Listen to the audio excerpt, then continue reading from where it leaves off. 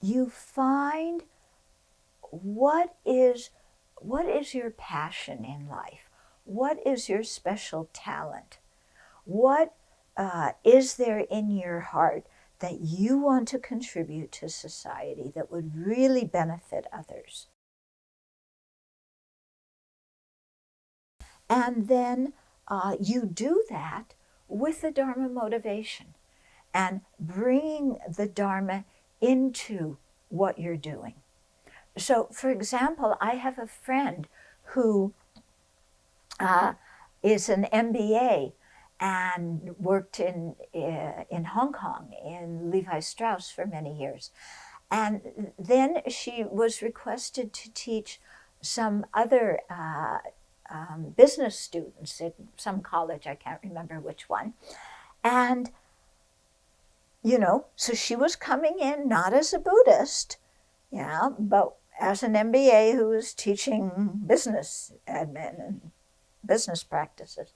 But what she did is, in the class, she brought up all kinds of ethical dilemmas that you can face in business.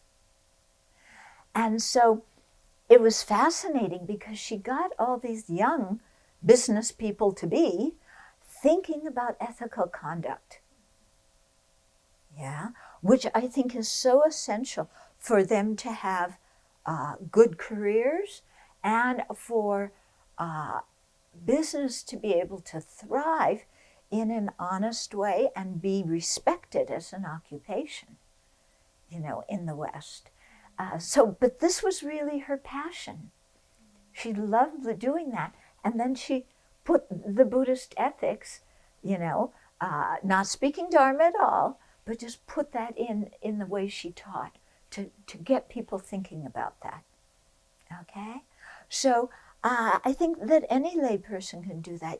Find what it is that is your talent and your passion, and then offer to that to society and incorporate various aspects of the Dharma into it. And you can do that without using one Dharma word. Okay, so you don't have to speak Dharma jargon or foreign language or anything.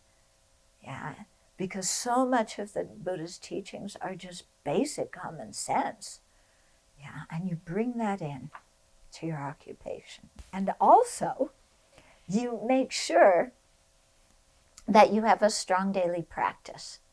Because if you only work and you neglect to nourish your own heart through your Dharma practice, after a while you're going to get exhausted. This is what they call burnout.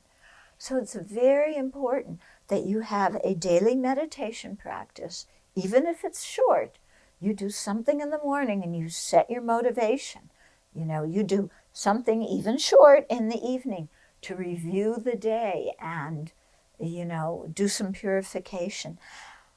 And then, go to Dharma classes when you can, go to retreats when you can, listen to videos or, things like that when you can. In other words, just as we take care of our body and nourish our body, and we don't neglect that, we need to nourish our heart and not neglect that every day.